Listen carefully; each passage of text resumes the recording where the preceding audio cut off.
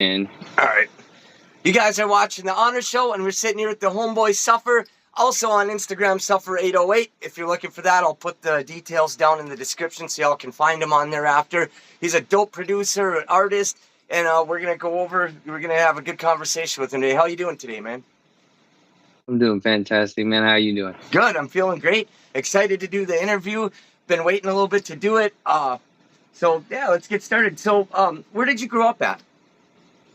I grew up in the north side of Tulsa, Oklahoma. Yeah. Yeah, I've actually... Okay, so... Oh, go ahead. What do you... yeah, no, if you know anything about North Tulsa, it can be a bit rough. Yeah, I have some cousins that live in Oklahoma right now. They're from Kansas, but they live in Oklahoma. When I was a kid, when we'd go down there, I don't know which part of Tulsa it was because I was a little kid, but I know we'd go there. We'd like go to the Tulsa Zoo. We'd go eat at Casa Bonita and do all this shit. It was like in the 80s and early 90s. Yeah, dude. Casa Bonita was the shit, bro. Yeah. They closed that down. They went out of business, bro. Yeah, I was sad to see that. Dude, I had so much fun in there when I was a kid. Fucking eating the food and then just playing all those arcade games they had right in there. Like, you didn't have to ask your parents to bring you somewhere else. It was like, it's right there. That was Right. the shit back then. Oh, yeah, dude. This is delicious, too. Right? I loved it. It was good food. I looked forward to going there whenever we went down there. I usually don't enjoy smoking an actual bowl anymore, but like I said, my weed's drying, but I have homemade bubble hash, so I'm like, fuck it. I'll throw it on there and smoke it till my weed's dry and cured, whatever. I mean, it's dry, but it's curing it. I'm real finicky about it, and it's, you know, everybody, you want the best taste and best working weed you can get. Oh yeah. So and it's really simple thing. Yeah, definitely. Did you like growing up in Oklahoma there, in Tulsa? Yeah, I had great memories, man. I mean, I don't see anything. I never had a problem with living in Oklahoma. I mean, oh yeah. Growing up, you're kind of oblivious to those kinds of things, but yeah. Where I was living was dangerous, and I didn't even know. Right? It was just like, this is life. Like, that's how it is. Yeah. Pretty crazy. I'm from a way smaller town, like, up north, but I'm like in between the cities in Duluth, like 20 minutes from Duluth and like a couple hours from the cities. But, I grew up kind of, in a small town, and which is cool too. But, I like going and doing things. Like, I like it a lot down south. I don't care for the politics in Kansas and their weed laws and shit. But, like, other than that, like, I love the people down south. It's just, like, there's this thing they call Minnesota nice. And I swear to God, it's just people being sarcastic, because I ask people and they come up, they're like, I haven't met one nice person up in this motherfucker yet. I'm like, it's crazy. People are weird up here. It's kind of funny, but dude, yeah. No, people. Wait, you live in Minnesota? Yeah. Yep. I'm in Iowa. I'm in Des Moines. Okay. Oh yeah. I used to go. Yeah, I'm living in Des Moines. When we'd go to Kansas and shit. That's fire. How do you like Des Moines? It's decent. I mean, I've had my fair share of problems with Iowa in general, but sure. Other than that, it's fine. I plan on moving out of state at some point. Like, nice. I don't want to stay here by any means. I'll go anywhere. There's opportunity. You know what I'm saying? Yeah. Hell yeah. Definitely. That's the kind of attitude you got to have these days too, because it's like, man, it's just everything seems like it's changing so fast. Just, when we were kids, it seemed like things changed a lot slower. Now things are just such at a rapid pace. You never know what's going on, so you got to kind of follow the opportunities, and that's the way you guys going to make it. Absolutely. What age did you start developing like your own taste for music, where you started realizing like, I really like music, I love listening to it, like I'm into it? Oh, dude, early. Yes. Like as early as a baby, dude. Like, yes. As early as infancy. Yes. I was already displaying signs of loving music, so. That's cool. That's cool. I like asking that question because, I don't know, like, I'm always out to prove scientists wrong about stuff, and they try to say, like, oh, people don't develop their own musical taste aside from their parents till they're like 14. I was like 4 or 5, like, and my parents are trying to stop me from listening to what I wanted, and like it. Yeah. I don't believe everybody's the same. Where you just don't develop it till 14. I'm like, no, most people love music develop it before that, I think. I think I'm different because I don't dislike any type of music, like genre, like on the base level, I don't dislike any genre, Yeah. and I love majority of genres of music. Hell yeah. Like I don't discriminate. Yes. Yeah, there's definitely music from each category that I can like. I don't like a ton of country, but there are songs that I will Right. proactively go Exactly. pick and listen to. There's songs I'm that right are there metal with you that on I'll that. still listen to. There's, but as we talked before, I'm into a lot more like rap and EDM and folk music. But I'd like a little bit of everything. It's kind of it's different. It just depends on what mood, I guess. What when did you start actually making music, or decide that you wanted to start, producing and be an artist and stuff?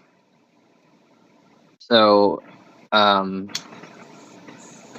okay, so the funny story is when I was really young, as young as 7, my dad used to be a b-boy. He used to break dance.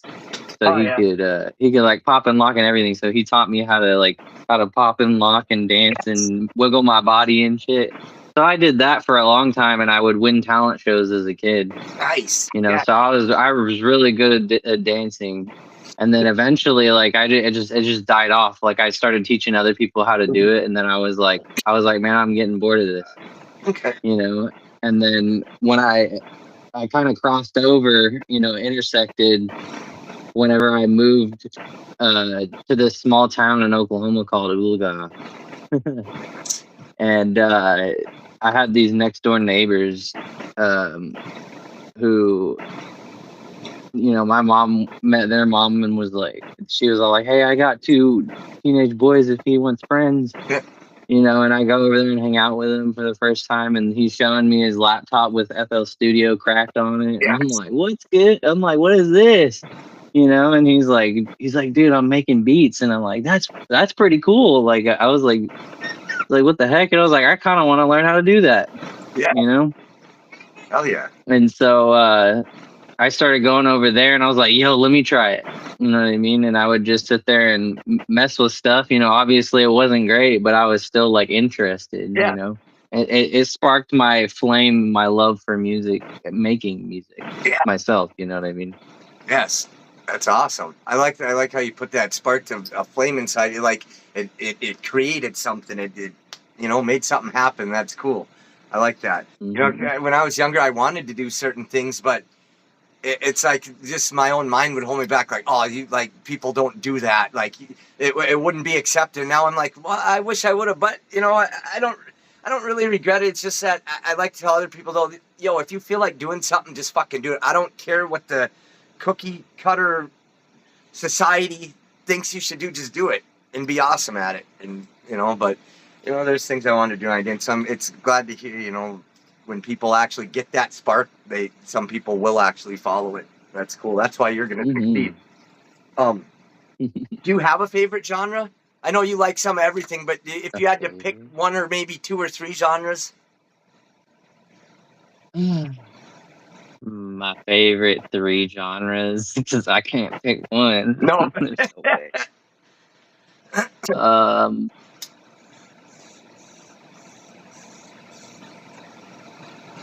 I'd have to say broad term as in like all electronic music, EDM. Broad term, I love all electronic music. Yes. A lot. Really much, very, very much so. Yeah. Another one is trap and hip hop. Those fall into the same category for me. That is like my first love. That's where I learned to love music, was trap and hip hop. And then freaking rock and roll, my guy, dude. You can't go wrong with rock and roll, my dude. No, you cannot go wrong. Come on, brother. That's that foundational music right there. Yes. Mm-hmm. And I love that you picked those 3 categories too, because that's like.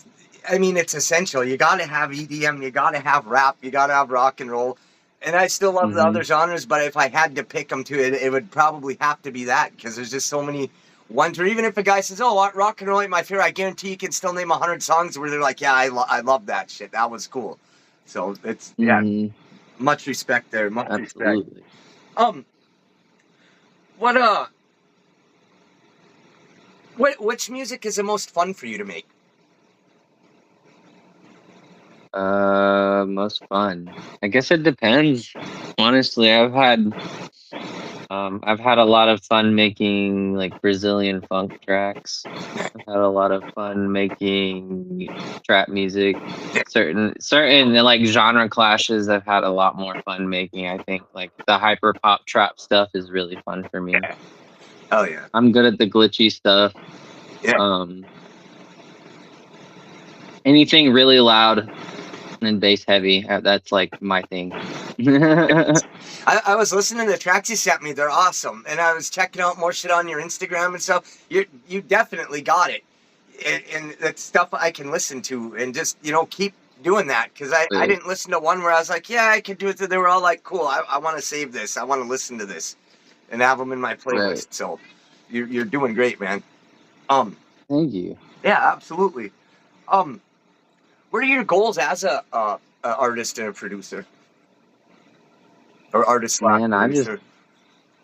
honestly, I just want to take any and every opportunity that life wants to throw at me when it comes to the journey with it, and I don't want to skip out on it in an experience. Right. Whether I take it far or not, I want to do it because I love it. Yeah. Yes. Yes. See, to me, that makes all the difference from somebody who just is doing it for a job and somebody who loves it. Like, somebody who loves doing it, they're going to make better fucking music. They're going to make better movies. They're going to do whatever it is that they do, that if they love doing it, they're going to do it better. Versus somebody like that goes in the studio, well, I got to do this.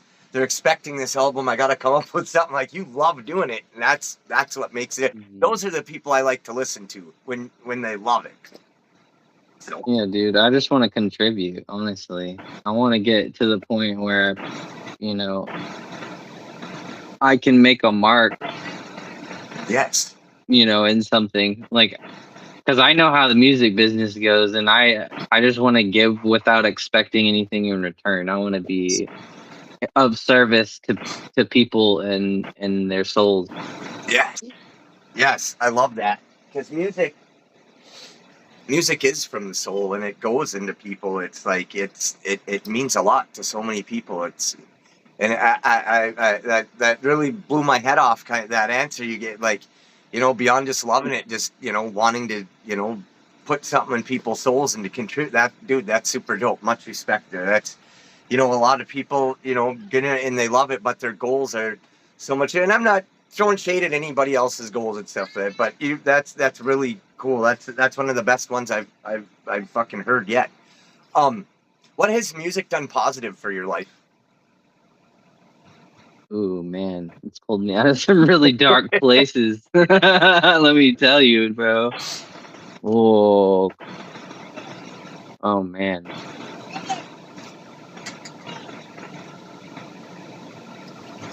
Dude, yeah, if I didn't have music,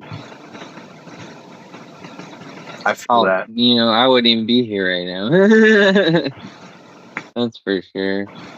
I've said that to a lot of people too. I was like, I don't know if I'd even fucking be here if I didn't have music, because I've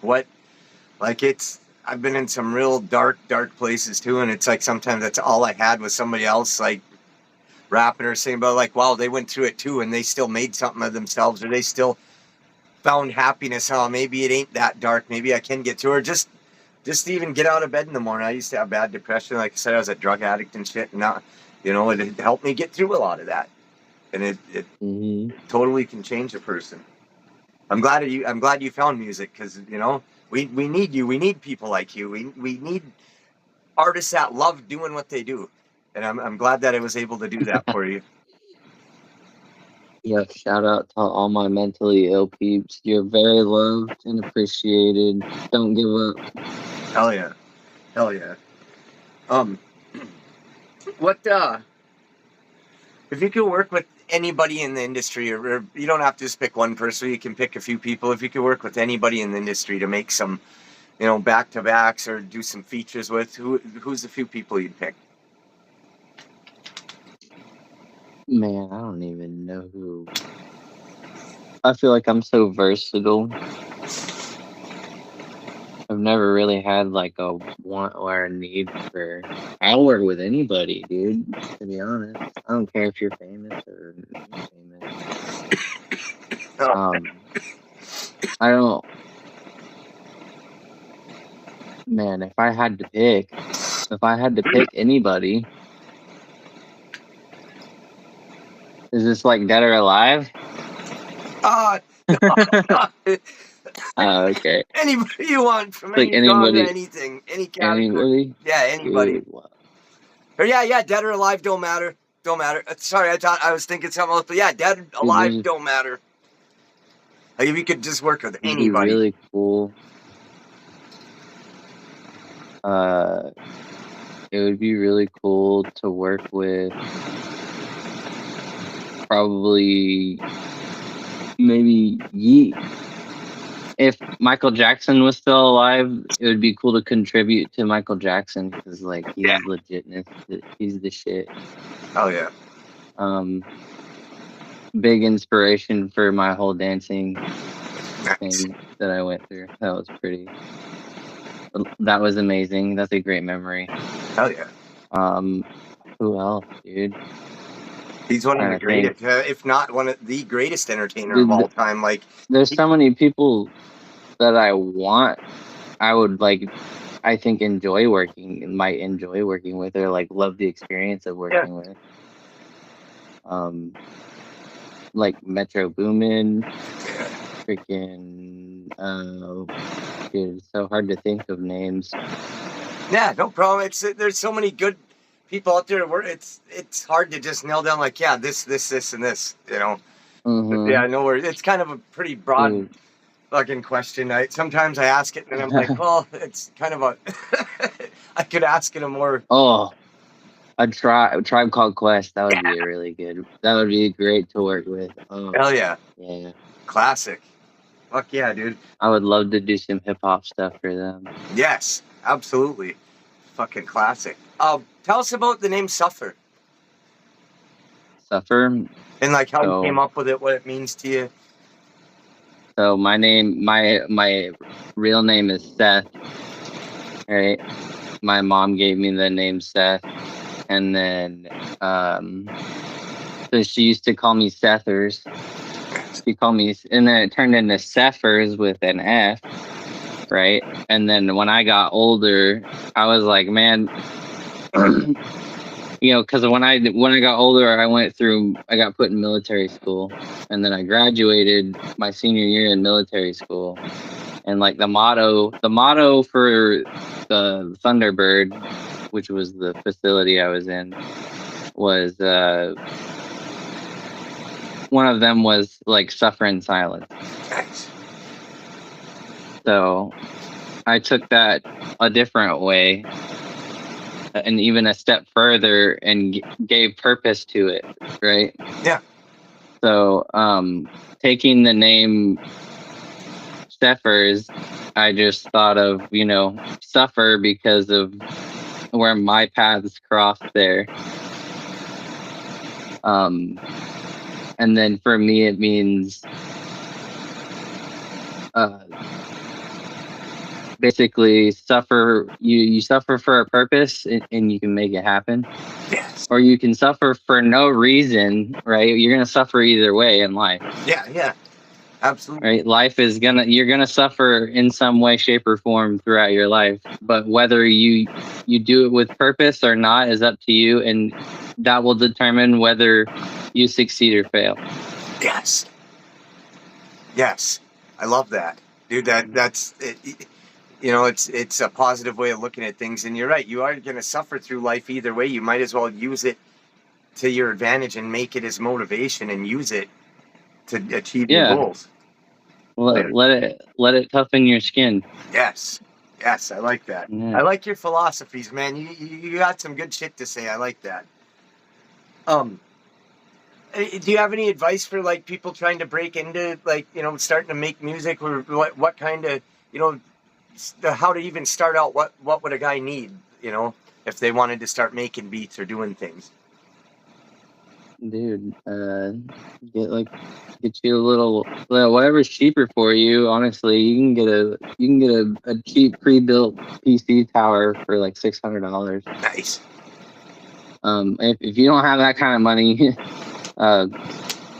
go find a refurbished laptop Nice. that has enough capability to run FL Studio on it. Because that's, I mean, probably the cheapest. I know there's some free ones out there. If you really want to start playing with music and you don't have money, download BandLab and just start playing with the piano roll in there. Oh yeah. Oh yeah. Everybody's got to get started somewhere. You got to start wherever you got to start and just keep going from there. There's something for everybody, man, and whether you're in a position to, just invest in yourself. Yes. Oh yeah. Invest in yourself.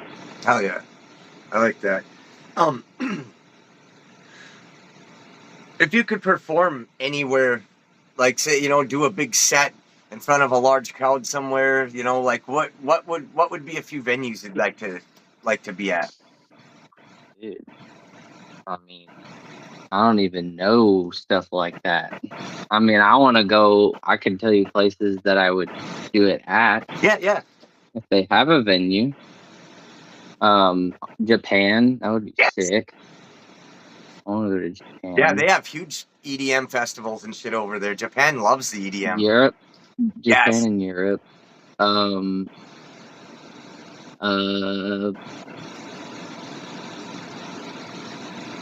I'd like to go, somewhere in LA would be cool because that's like the goal, right? Yes. I think that's the goal.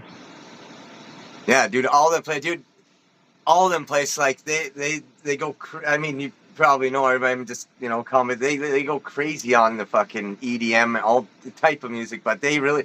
Like some of them festivals in LA and in Florida and shit, like them 3-day festivals will get like 300,000 people in 3 days through there. It's crazy. Like there's tons, like it goes wild. Some of them go for a week straight. It's like day and night for 3, 4, 5 days. It's crazy. But I need to start going to more. Yeah, I used to go to a lot when I was like, in the 90s and early 2000s and shit. But then I got on hard drugs and forgot about what was actually fun and things I liked to do. And now that I got off them almost a year ago, I'm like, man, I miss doing that. I miss feeling the bass fly, my shirt fly off my chest from the bass, from the speakers standing by, and just crazy music and things going on. I miss that. Like I never felt bad after doing that, but I felt bad after all the drug use. So it's like those, I want to get back into the things that I actually thought were cool in life before my mind was corrupted. Right. I feel that. I've been there. Yeah. It's like I've definitely had my fair share of drug problems. They're not yet. I've never done anything like shoot up or nothing, but I've done. I've snorted stuff. Yeah. Still, it's drugs is drugs. They either putting it in your body's putting it in it, and exactly. And a lot of people don't find their way out of that. So I'm glad it didn't bring you to a place where you couldn't figure it out to get out of there. Oh yeah, I have a really strong resolve. Yes. I've pretty much been able to like get to a point in my mind where I'm like, I think of it so much, think of it, how much it'll destroy me so much that it makes me stop cold turkey if I can't. Right. You know what I mean? If you're physically able to. Yeah. Yep. And you got to have that resolve to get through things in life and to be able to get over things and to just go forward and say, I'm going to do this and make it happen. It's, you got to have that. Absolutely. Mm-hmm. Do you have anything you wanted to add or anything before we close? Anything I wanted to add? Stay positive. Stay positive even when it's hard. You wake up and you feel like the world's squeezing your neck and choking you out. Yes. Shoot, if someone puts you in a headlock, just put your hands behind your head like this, and just push your chin down into their forearm, and they'll let go. Yes. Learn how to defend yourself. Yeah. Love your neighbor, and help a brother out once in a while, man. Yeah. Everybody needs help. Oh yeah. It's gonna come back around tenfold. I guarantee you. I promise it. Yes. Yes. I like that. Those are great philosophies to live by, and I try to live by those too. And I wanted to bring this up. This is it. When you told about the chokehold, I haven't heard of that one, but if I ever need it, I'll use it.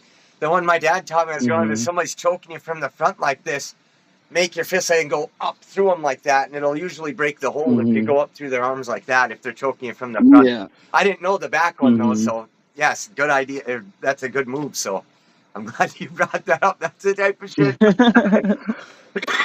Either that or you can hip toss them. That's another one. Yeah. Oh yeah. I've done that one before. Yes. Yeah, anything you can do. I tell people, dude, if your life's in danger, your physical self, I don't care if you poke them in the fucking eye, whatever you got to do. Like, whatever you got to do if you're actually in danger. I try to, like, you know, most fights I've been in, I'll just box somebody because my dad taught me how to, so I'll just, But some people you can't do that with, or you get on the ground or something, you got to know how to get out of these holds and do things, or fight dirty if you gotta. I don't usually resort to dirt right away, but if I gotta, hell yeah, I will. It's about a lot of leverage and knowing pressure points. Yes. Knowing the human body is a big part of it. It is. It is. Like with the leverage, I know, like in wrestling and shit, they teach you, like, if somebody's on the ground, you lay across them flat like a board like that, it's almost impossible to get them off of you because they're just because of the leverage on it. And you know, I haven't tried that in a fight because I don't, you know, I'm not trying to just lay across somebody, but you know. Like, what are you doing? Right. I'm planking. Yeah, I'm planking. I'm Superman. Right. Just lay across them. They'd be like, what the fuck are you doing? That's great, dude. Hey, man, it was awesome. Dude, I love your shirt. Hey, thank you. I love your shirt. This is actually, I got this when I got out of prison here, like in 2012 or something, and I was just like, man, it's kind of hot in here because the AC's only blowing at the tent, and I know if I can't even get over to the closet because I can, but I got to literally climb over the TV because my tent is a 5x5 tent, so it takes up 25 square feet of this room. And so I gotta do all this maneuvering to get back to. I was like, this shirt's cool, and it's me. It's the type of shit I wear every day. Why I'm wearing it. Hell yeah, dude. I fuck with it hard. Yeah. I love Nintendo. That was like the best Christmas of my life. Was like, I think it was 1987 or 88. I think I was 5 or 6 because it was 87 or 88. So I was 5 or 6, and we got that first Nintendo, and it could almost bring tears to my eyes thinking about it. Mario and Duck Hunt and Mike Tyson's Punch Out, they bought extra. And I remember I think I was 5 because then, and when I was 6 in kindergarten, Mario 2 came out, and I remember going to the video store to get it, and it was just, dude, that was the best shit ever, was getting that fucking Nintendo. Oh, yeah. And I probably wouldn't have been able to get it except for my dad loved boxing and loved Mike Tyson, and this was the 80s and Tyson's heyday, and I was like, Dad, it's Mike Tyson's boxing, and my dad would play that fucker. He'd be mad punching walls when he'd beat Tyson every now and then. He'd call his brother over. My uncle would come over to watch him play it. I have so many core key memories of this fucking Nintendo.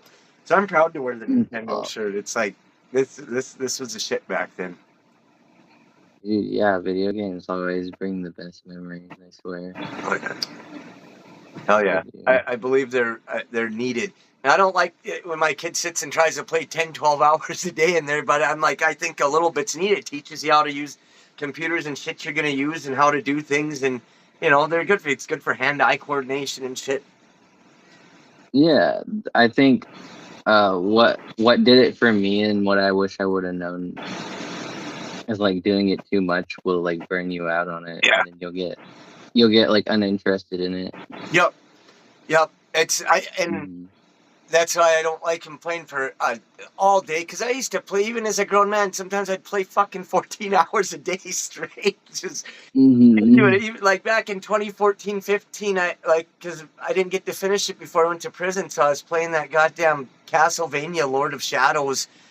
And I think it was Lords of Shadows 2. No, it was 1. It was 1. And I just, I was just in it 14 hours a day. I'm on parole from boot camp, and I'm like, this is what I'm gonna do. But I should have did a few other things too, and I did get burnt out on it for a while. I still play video games, but I don't play for those extended hours like that. I can't. I have kids. We have dogs, a cat. I have my plants. I can't. We have a grandkid. I can't sit and play all day. But I don't even have the capacity to do it like that anymore. I couldn't if I wanted to. I can't sit and do anything for that long anymore. I don't know. Oh, I feel that. I am too antsy. I have to be half of the time I'm doing multiple things at once. So yes, same thing. Like I'll be doing, and sometimes I don't even get things done because I just keep starting other things or doing things, or I'll be, oh yeah, I'll stumble across, well, this is what I was supposed to be doing. Why'd I stop this? And I see the 5 other things started over here. I think it's ADHD, but I just don't like calling it that because I don't like labels and different things for stuff. But I mean, it is a common pattern with people who have the same type of mind as me, of to not finish everything and start many things and to get sidetracked and not want to sit still. But I've been on meds and stuff. They don't do the greatest for me, so I just smoke a ton of weed and eat shrooms and shit, and I'll do some K. I don't care. Hell yeah. Fuck it. But fuck it, mate. Right? Oh yeah.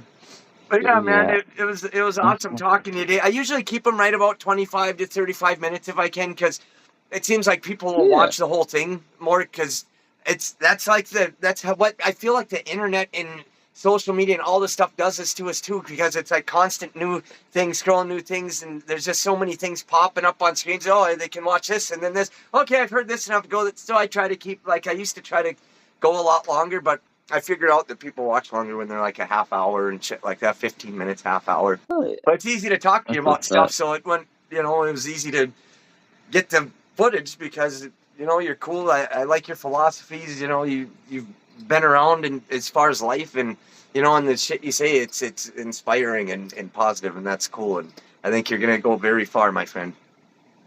Thank you. For sure.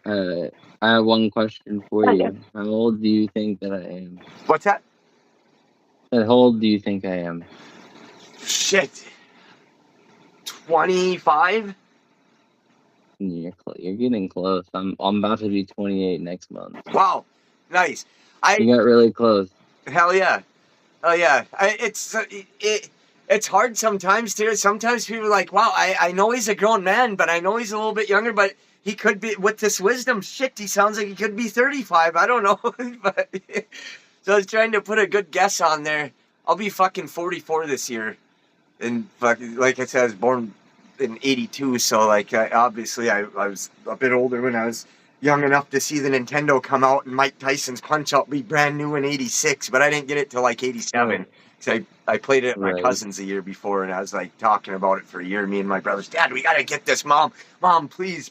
And yeah, all that shit, Blades of Steel, hockey. I still play, like, all right, I don't have the right setup because I have a PlayStation 5 right now, but I have a GameCube that I plug in and play because I have the motherfucking Wind Waker on it from Zelda, and also the Ocarina of Time, which is my favorite Zelda of all time. The Ocarina from 64, that was the shit.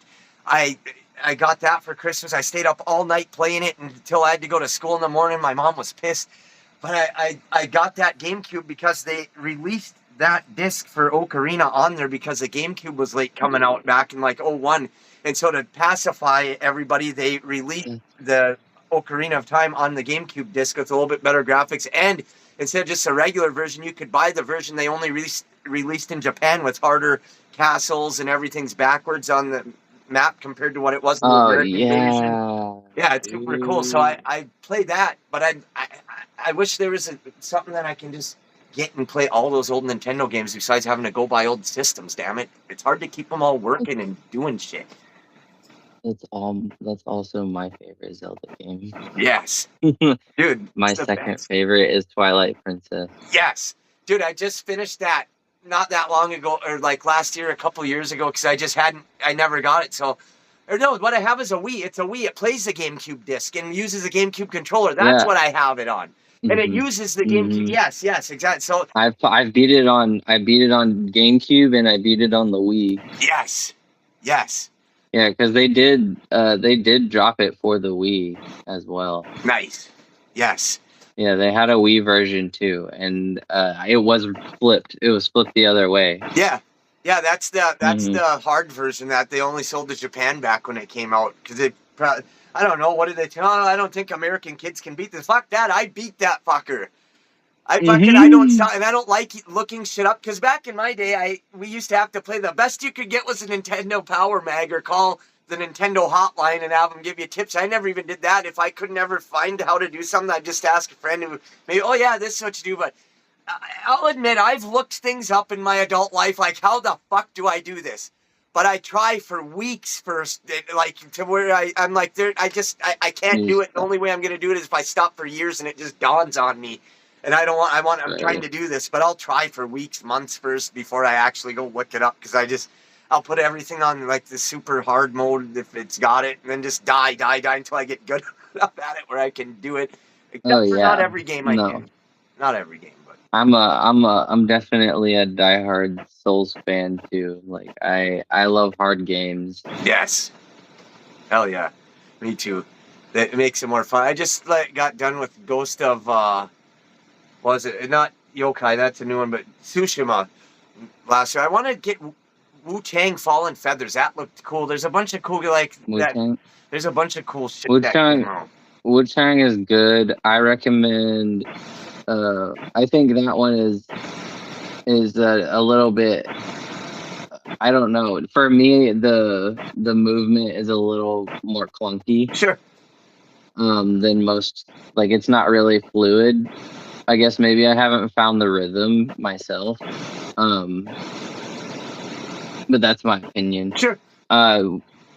Wukong is. I recommend Wukong. Wukong's a great game. Hell yeah. Have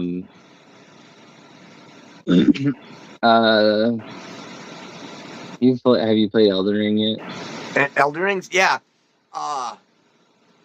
Is Skyrim? Is that an Elden Ring game or no?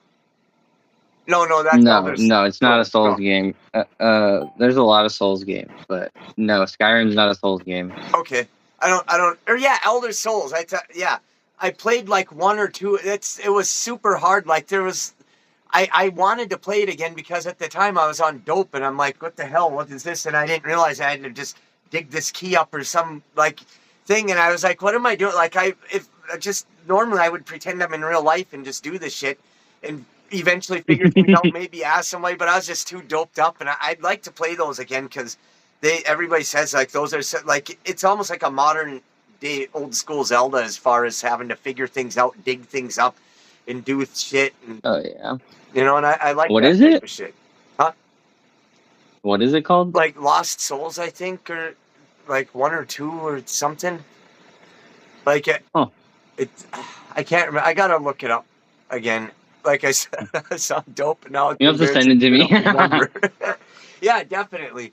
And then what was this?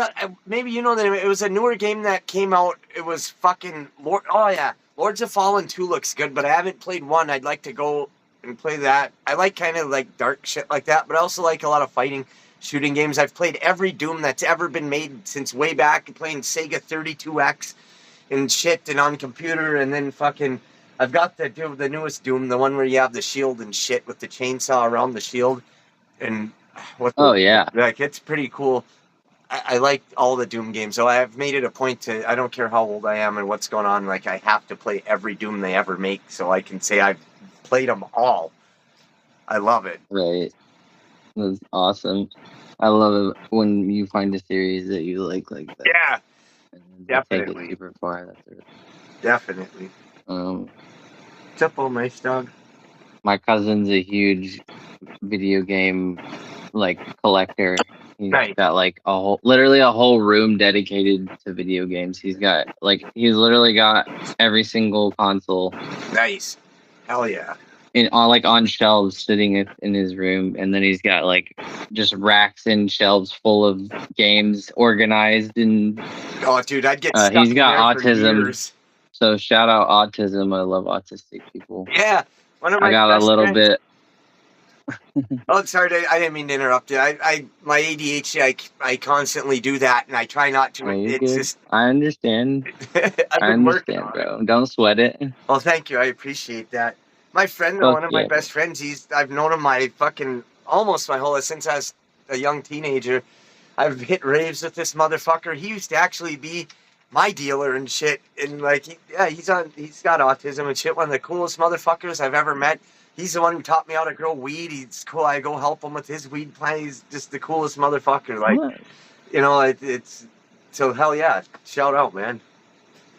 Fuck yeah. Dude. And then also shout out Southside Miko for setting this up.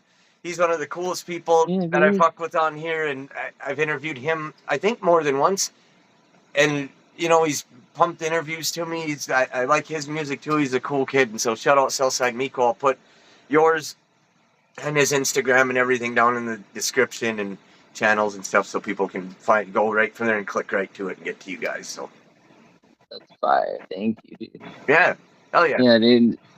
Miko's pretty cool, man. I don't think I've met anybody like him, to be honest with you. Yeah, he's good shit. He's a cool guy. He's good shit. He's a good kid. And his word's good too. His word's always good. He's a trustable, dependable person as far as I've ever dealt with him or seen. He's just a cool kid, good attitude, and he's doing his shit, you know, and working on things, and it's, you know, it makes me proud. He makes me proud seeing the things he does and out there doing things, and it makes me proud to see you doing what you're doing. And you know, it's and you know, you're welcome on here anytime, man. You ever dropping music or doing something you want to talk about on here, you can the platform's always open to you, man. Thank you. Yeah, that's sick. Hell yeah. Hell yeah, that's man. Fire. Yeah, dude. Me. So I'm in like a long distance relationship with this girl in California, and she also is a producer. Nice. We met through doing beat battling on Audio Box. Have you ever heard of Audio Box? Yes, that's awesome. Yeah, we've been making a lot of stuff together. Nice. We make a lot of music together. Oh yeah, that's cool. That's cool.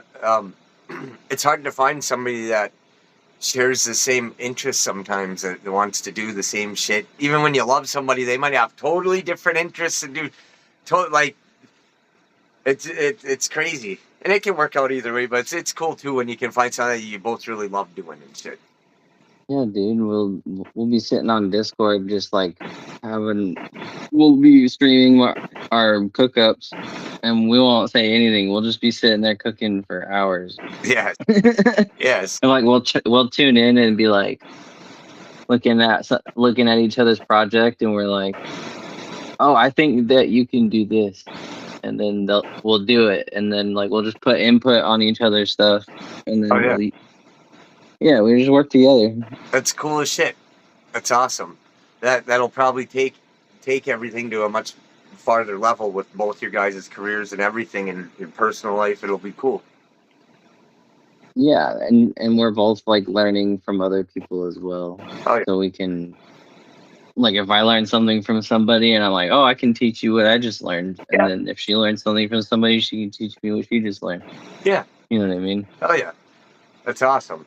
That's what I try to do with my buddies growing weed and shit too, is like, I don't know, I guess not everybody's like that. My buddy bought some lights from this other guy, and the guy, like, you know, my buddy looked at his weed and it was okay. You know, we're not throwing shade at Noe. We've only done it a few times, but we've had some professionals show us, like, here, this is what you should do. So it's come out okay most of the time. Like, where we're like, yeah, I wouldn't be mad if I bought this. This is nice. I'll take this over dispo weed all day. But, like, he looked at this guy's weed and he's like, well, you know, it could be genetics because I've grown 2 different plants.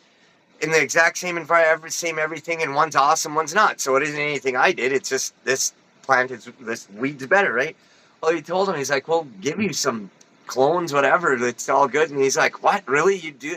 He's like, yeah, the fucking nice shit we hunt out of our tents. We give that shit away to our friend. Like, here, you want a clone? I'm gonna cut 20 clones off the bottom to lollipop it anyway. They're just going in the garbage. Take these fuckers. Like, what? Like, we don't. Like, my buddy will. One of us will buy seeds, or like we all buy seeds and get things, but then once they pop off, we're like, here, you want a bunch of clones? I'm lollipopping this tomorrow. I'm cutting branches off. Do you want some of them? I'm cutting all these off. Well, how much do you want for them? Nothing. Just take them. Like, my friend will give me whole plants like this ready to go into flower, and shit that's like $40 a seed, and we just. That's that's how it should be. I think with your friends, like we're all growing weed. Let's help each other so we can all have good weed all the time. Oh, your crop's not done. Here's a couple ounces. I don't want my. Just take it. Oh, you need some more here. Well, then when their crop's done, here's some weed. Fucking yours ain't done yet. Oh, you're right here. Here's a couple ounces. I love it. Right. I love it. That's awesome. I love that. I love community. Community is the shit, dude. Everybody should work together and have mutual respect and just like servitude. Yes. I guess that's the best way to put it. Serve your neighbors. Serve people. Yes. Exactly. And there's nothing wrong with it. There's nothing wrong with it. It's a good thing. Exactly. That's why, like, back in my day, it was so hard to even learn how to grow. Everybody was gatekeeping so hard. There's so much fucking bro science and crazy shit. Now we're lucky in the fact that we have guys like Scotty Reel and Dude Grows Channel and Strange Show, where these guys grow and they've been growing for a long time, and we'll show you every little trick and secret and be like, yo, this is what you do, and this is how you make good hash and Frenchy cannoli and fucking all this shit. I love it. Like, I've been following this shit and doing it. I'm like, dude, I've been making hash that's like, like, it's like the color, it's like lighter colored than silly putty. It's like almost blonde. I'm like, this shit's great. My friend can make some good fucking white bubble hash. I'm not jealous. I'm envious. He's got to show me the way. But I envy it. I'm like, yes, that's it. You're closer to me than Miko is. Huh? Oh, I said you're closer to me than Miko is. You're in Minnesota. You're only like up north a bit. Yeah, I'm right by Duluth.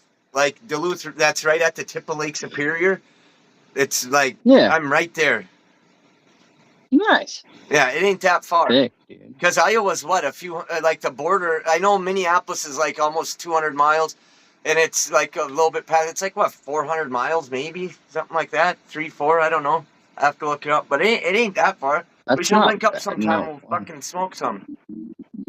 That'd be dope. I'd be down. But yeah, I've been making some edibles too. I never really got into them because they just don't really work on me. However, I took 12 grams of dabs and made 3 little loaves of fucking banana bread, and I ate like a third of one. Dude, I thought I was going to die, even though I know you can't. I really thought I was going to have a heart attack, and my wife's a nurse. I'm like, check my heart. She's like, it's normal. I'm like, why can't I breathe? I'm going down. Help. I ate like 1,000 milligrams, and then I was like, well, maybe next time I'll eat a little less. So I ate like 600 milligrams, and I was alpha. Now I've been eating RSO, and I only done it like 6 times, but I like to eat like 2 grams of RSO at once, like just twice a week, once or twice a week, because I can't do that every day. That's like 1,600, 2,000, 1,800 milligrams of THC. I'm so high all day I can't even smoke. I just laugh and do dumb things, and I can't fucking hardly do that. But it's nice to do that once a week or maybe twice. If you can get past that, oh my God, I think I'm having a heart attack stage. Bruh, I used to think edibles didn't work on me, and then one day somebody brought these freaking treats over that were made with Reese's Puff, and like marshmallow and stuff. And like as soon as they walked in the door with it still in the wrapper, I could smell that crap. It was so strong. I was like, oh my gosh, is that the edible? I was like, why does it smell that strong? That's not normal. Yes. And then my dumbass ate I was like, it doesn't work on me. So I ate the biggest piece you could possibly have. Dude, and I was high for like 3 days, I Yeah. swear to God. Yes. That happens. Like the first time I pulled that was me and my buddy had like a few pounds of trim, and we made 2 pans of brownies. So we made butter out of 1.5 pounds of trim and put it in one pan. Did the same thing with Zelda. I was like, oh, these mice, stop that, puppy, stop. I was like, oh, these edibles never work on me. So I ate like 3/4 of the pan. I wanted to die. I thought I might die, but and I also wanted to. I was in such misery for 3-4 days. I was sick, puking, my head hurt. I was like, oh my God, people would pass me a joint the only time in my life no, get this away from me and throw it at them. I can't handle any more THC. I wanted to die. So after that, I was like, well, I'm not going to eat like 3/4 of a pound or 3/4 of the butter we made out of over 1 pound. That's no. So, but I way overdid it with them fucking banana breads. I thought, well, I'll eat 1/3 of one of the loaves, but there's 4 grams in each loaf of fucking dabs I put in there because they weren't my favorite dabs. I was like, I'll get something out of them. I don't like the taste of them. I'll fucking cook them then. So I ate that, but then I forgot to freeze it and it went moldy. So my buddy's been making RSO. He gave me like 10 grams of that shit. Fuck, I got like 2 grams left, I think, right?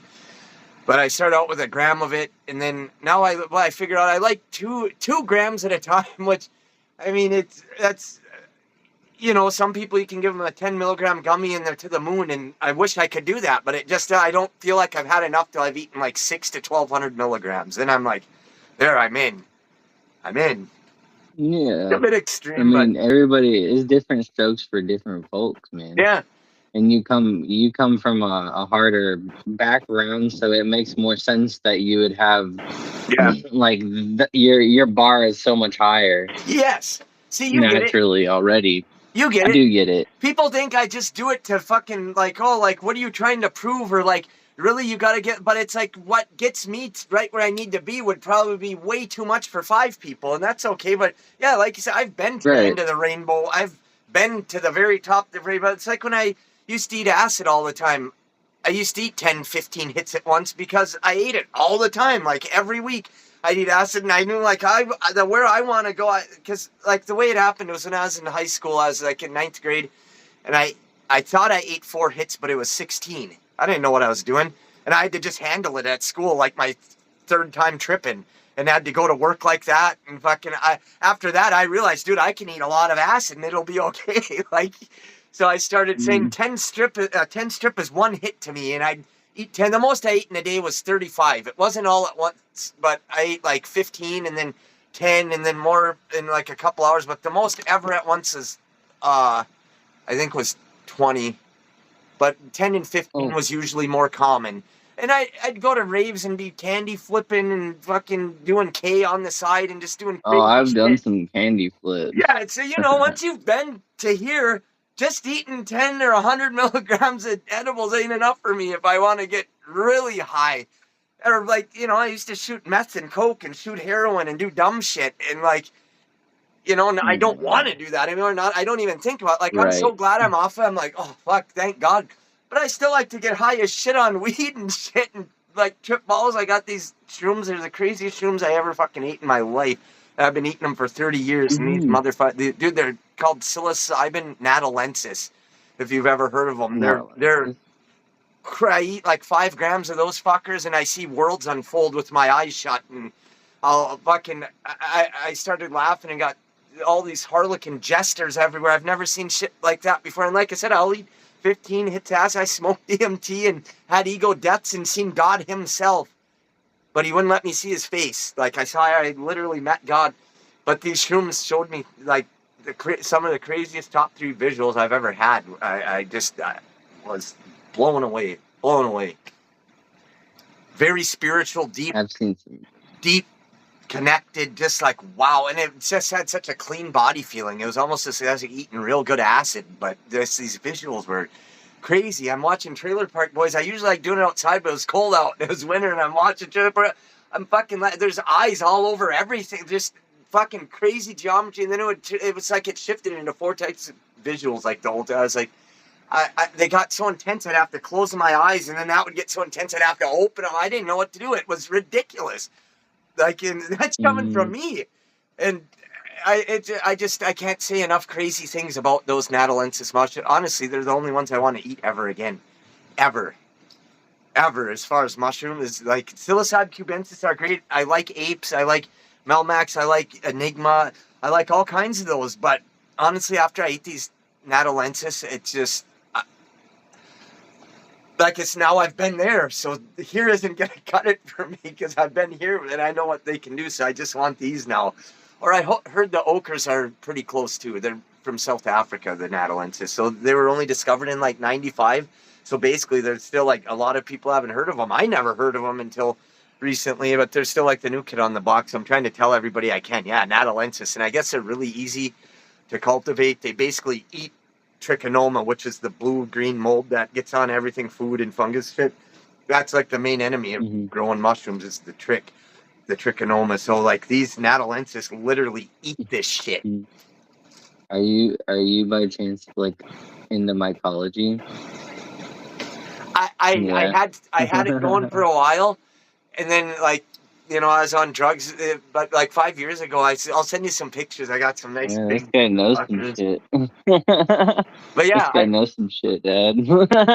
I definitely love it. My friend was showing me how to do like with the petri dish and get a culture going on it and shit, and tissue culture and shit. And now we want to start doing that with weed. Yeah, this is the guy to talk to about that. He knows a lot more than I do. Yeah, this is my dad.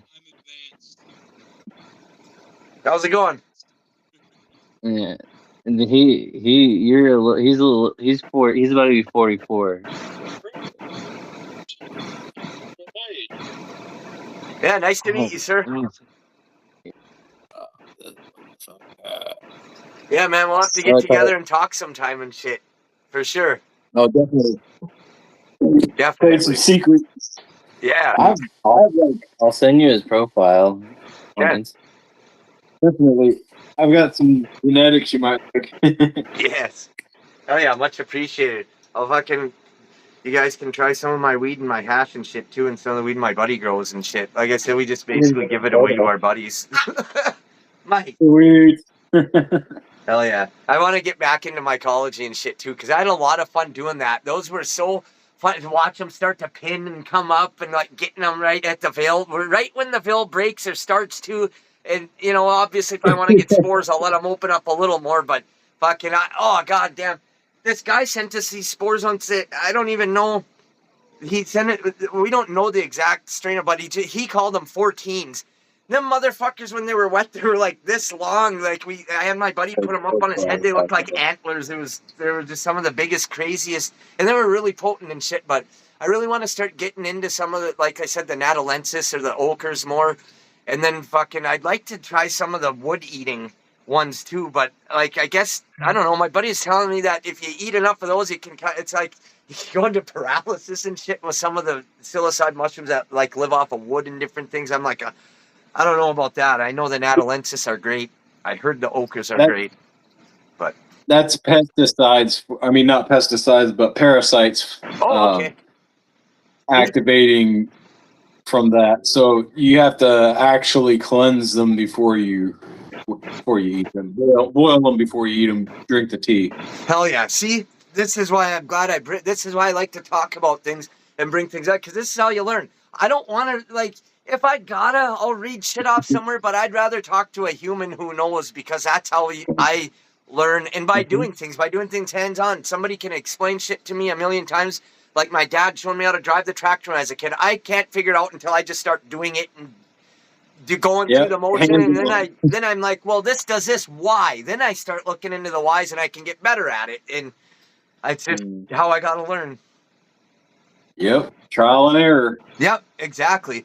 That's why I don't freak out if something happens with some of my crops once in a while. Like I'll get some powdery mildew here and there. I'll have a plant hermaphrodite. It happens, I've only been growing a couple of years with the weed, and it's like I've grown God level weed. My friend who's been growing 25 years, a couple of the plants I've grown, he's like, God damn, whatever you did with this. But it was certain strains, and I did the same thing to every one of my plants. So I've been learning. It's the lineage is real important, but also obviously what you do to them. But I like everything organic.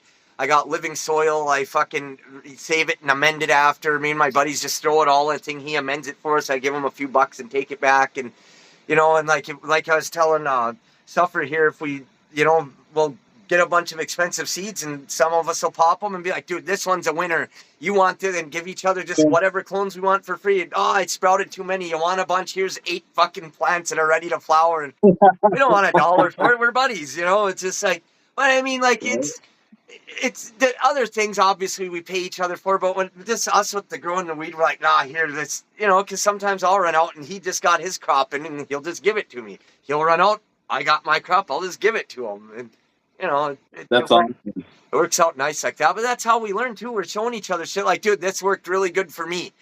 Or, all right, I tried this, but, you know, like, or my buddy was trying those passive hydro buckets with the ropes going through the soil. He tried different size ropes. He narrowed down which size ropes and how many worked best. I didn't want to try it until he figured that out. I didn't end up trying it because now he switched back to soil. He said it's just with the amount he has to go and check on the buckets every few days and check the pH, he'd have to be watering by hand anyway. So unless he's got automated shit, he might as well just be using the soil. I'm like, so I like doing shit like this. I love talking about different stuff. Man, I could talk all day. Here I'm trying to interview you guys and I'm running my fucking mouth off. No, you're good. You're good. You're good, man. I've learned a lot about the genetic and what causes duds and stuff like that. Yeah. What's the best tech to use, like shoebox tech or monotub, or I've actually used a large aluminum pan, you know, baking pan. Yeah. From the dollar store. Yes. And I had some Thai elephant dung. Yes. I had got 7 flushes out of it. 7 flushes. Wow. Yeah. Dude, that's amazing. That's amazing. My buddy, he's been trying. See, that's what I need to find out is like, what's the best substrate and how to do it. Because I mean, I used to use a PF Tech in the 1/2 pint wide mouth jars, you know, the vermiculite brown rice flour and stuff. And it worked good, but it. BRF? Yeah, exactly. But I'd like to try to do some mono tubs and get some bigger things going if I can, some real big shit. And also, there's a lot of things I want to do. Tissue culture. I need to learn all this shit because I want to be self-sufficient in everything. I've got heirloom seeds for vegetables that once we move somewhere in the country, I want to plant my own garden. I want to kind of, you know, do my own thing out there with food and my medicine and everything, and not. Because I guarantee you guys think like me. The government is taking over, and the things they've fucking made illegal, like, you know, weed over the years, mushroom shit like that, LSD, it's shit that's not going to wreck your life, but it'll make you think about stuff. That's why they don't want it. They want us dumbed down. They want us drunk. They want us fucked up on heroin and meth and fucking different things, opiate, and just, you know, doing drugs and fucking up our pineal gland and shit. That's why I'm a big supporter. God made psilocybin, he made LSD, we just extracted out of ergot. He made fucking weed, he made all kinds. I believe there's an herb and a plant out there for every single thing that's ever basically wrong with a human. We just got to figure out how to do it, what it is, and all. It's forgotten knowledge. And I want to get so much more into herbal stuff and just even, you know, non-psychedelic mushrooms. There's a lot of ones that are real good for you and shit. I want to get into all this so bad. And I just got off dope like 9 months ago, so I'm finally starting to like pick the things up that I've always wanted to do. Oh yeah, man! It's time to get back into life. Yes, exactly. Yep.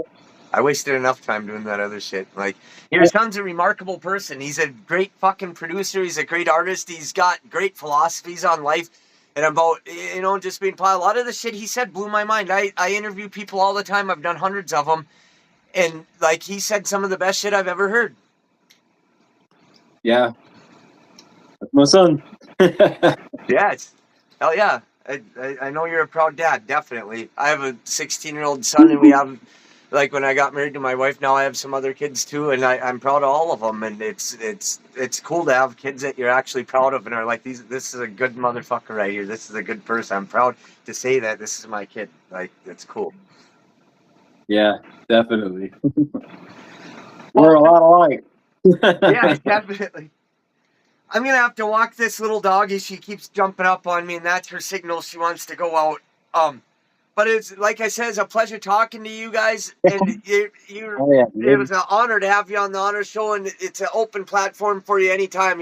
Actually, I'd like to definitely do this again and interview you and your dad. Yeah, that'd be dope. That'd be dope. I'm Yeah. fucking down. Because then we kind of got, different generations. We've got different things going, and we can talk about it. We're all into kind of the same shit, but we're different. It's cool because people, it's like, it's just cool that it all meshes together, Oh, yeah. Ideas. Oh, yeah. So thank you, guys. I appreciate you being on the show, and God bless. I hope you have a great night. God bless you, brother. bud. Thank you. Thank you. Peace. Peace.